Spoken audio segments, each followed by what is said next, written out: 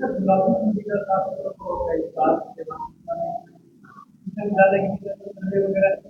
आपको बड़ा स्पष्टता से इसमें बताना चाहूंगा कि हम बिल्कुल सजग हैं और सबसे ज्यादा अनुरोध इस विषय पे मैं आपसे जरूर करना चाहूंगा कि आपके प्रिंट मीडिया के कारण हर सेक्टर को बहुत मदद मिली।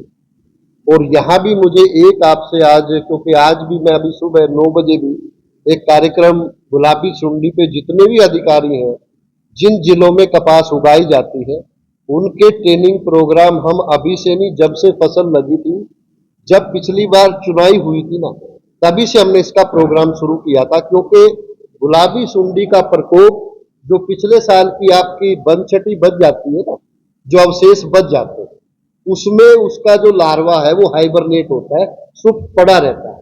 और मार्च के महीने में जैसे ही गर्मी होती है तो वहां से उस लार्वा की तितली बनके, और जब कपास की फसल में फूल आते हैं उस पे सबसे पहले वो खाना शुरू करता है।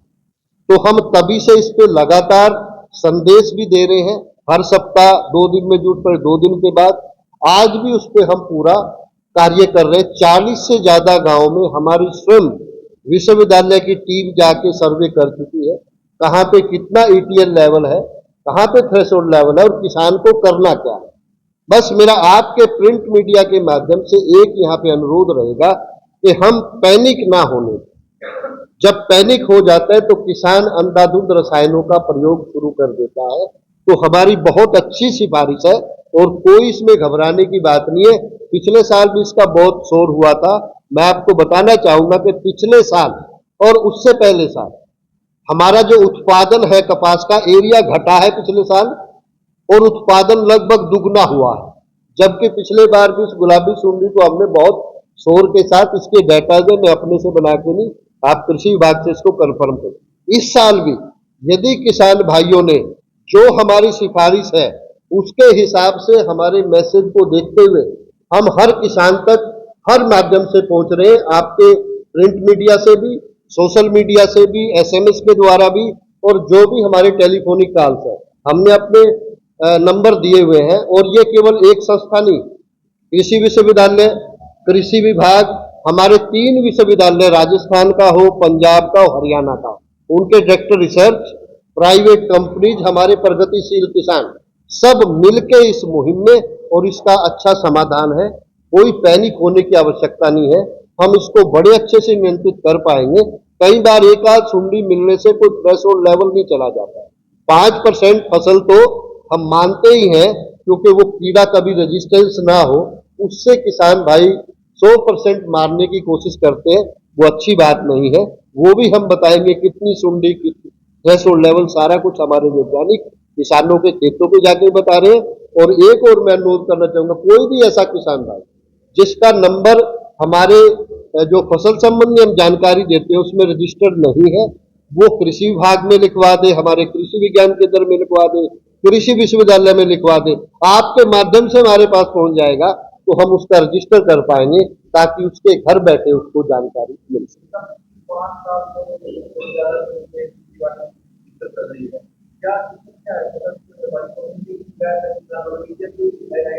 देखिए इसमें क्या होता है जी, जब कीड़े भी, एक परमात्मा ने हर चीज में जीने का एक शक्ति दिया। जब से हमारी दूसरी जो सुंडियां आती थी कपास में, तो हमने उसमें एक जीन डाल दिया, बीटी के नाम से आपने सुना होगा।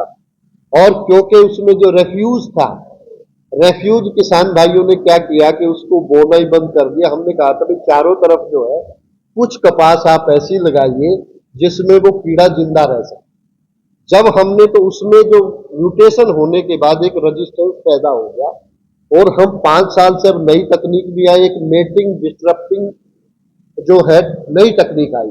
उसमें क्या होता है कि एक गंध निकलती है, तो जो मेल है, जो नर है, वो भ्रमित हो जाता है। वो है तो केमिकल की सुगंध, लेकिन वो उसके कारण हमने एक तार के रूप में उसको पौधे पे बांध देते हैं, तो वो वहां पे जाके मेट करना चाहता है। वहां पे मेल तो है ही नहीं, मादा वहां पे नहीं है, तो उससे हमारा बड़ा अच्छा नियंत्रण मिल रहा है। तो जो नई तकनीक है उस पर भी हम शोध कर रहे हैं ताकि उसको पूर्णता कर दिया जाए। और ये नेचर का नियम है, कि जब एक इंसेक्ट खत्म होगा उसको भी अपना उसके लिए वो म्यूटेशन करता रहता है। इसीलिए शोध एक निरंतर प्रक्रिया है।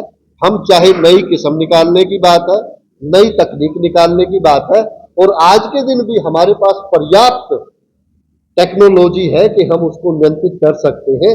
बस किसान को पूरा ध्यान देना है।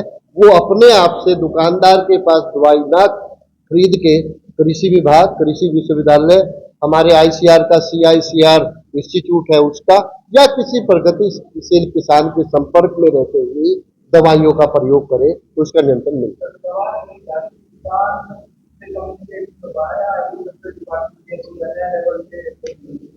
देखिए, ऐसा होता है कि मैं ये बताऊंगा कि 100% एक दिन में किसी भी ज्ञान को पहुंचाना ये एक बड़ी धीमी प्रक्रिया है। अटैक भी इतना ज्यादा नहीं था। अब इस बार जो किसानों का एजुकेशन का लेवल है, स्किल का लेवल, वो कहीं ज्यादा है कि किसान ने अभी से उसको टिंडे को तोड़ना, पिछले साल ऐसा नहीं था।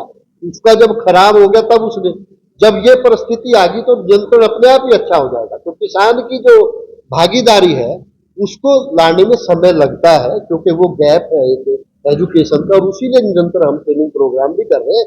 और आपसे भी मैं बार बार जो अनुरोध कर रहा हूं, क्योंकि अखबार हर व्यक्ति पढ़ता है, तो उसमें आप यदि ये जानकारी वीकली जब भी हम यहाँ से आती है आप तक पहुंचाएंगे अपने पीआरओ के माध्यम से, आप यदि उसको डिस्ट्रिक्ट स्तर पे, नेशनल लेवल पे डालेंगे तो इससे किसान का बड़ा भला होगा, वो फायदे।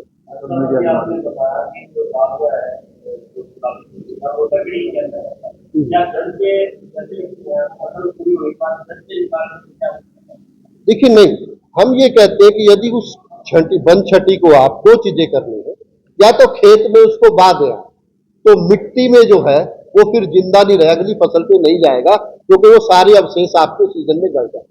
यदि आपने वन छठी इकट्ठी कर भी ली तो उसको आप जाली से ढक दें, ताकि वहां से तितली बन के वो बाहर ना जाए। इसलिए हमारे दो ही हैं कि वो जड़ में कोई दिक्कत नहीं, उसको बाहर जब हम रख रहे हैं, जो उसकी वो पगड़ी होती है ना, कॉटन निकालने के बाद वो उसमें लार्वा रहता है, या चोटिंडा खुला ही नहीं उसमें रहता है। तो मेरा कहने का मतलब, या तो उस वन छठी को आप ढक के रखें, मार्च तक कोई दिक्कत नहीं है, मार्च तक उसको आप रख लें, उसके बाद जलाने का प्रयोग ना करके आप फरवरी जैसे ही मौसम गर्म शुरू होता है तब से उस पर जाली से ढक देंगे तो ये समस्या अपने आप ही दूर हो जाएगी। कोई बड़ी समस्या नहीं है, लेकिन इसमें ध्यान देना पड़ेगा। साथ में जो हमारी जीनिंग इंडस्ट्री है, जो बिनोला हमारा आता है, वहां भी हमारे कृषि विभाग के द्वारा इस पे नियंत्रण किया गया कि वहां भी समय पे वो फ्यूमिगेशन करते हैं। कई बार किसान भाई वहां से बीज लेके उसको मिला के बीजने की कोशिश करता है, तो वो भी एक सोर्स है। वहां भी हमने क्या काम करना है उसको भी किया है। और इसमें फिर मैं बार बार आपसे कह रहा हूं कि भाई आपकी भूमिका तो अति सराहनीय है। मैं तो बार बार ये यूं, क्योंकि हमारी बात सुने ना सुने, वो देखिए अखबार हर व्यक्ति आज पढ़ने का, जिसको नहीं भी पढ़ना आता है वो अपने बेटे को कहता है भी पढ़ के सुना आज की खास खबर क्या है। और किसान तक ये पहुंचाने में आपका सहयोग मुझे जरूर चाहिए। मैं आपका बहुत बहुत आभारी हूँ। ये ए ग्रेड था, नेक का हमें अब 2023 से 5 साल के लिए होता है। पिछली बार हमारा नेक का ए ग्रेड, ठीक है जी, 3.27 हमारा स्कोर था, और इस बार वो बढ़ के 3.52 है, इसीलिए हम A+ यूनिवर्सिटी। बहुत बहुत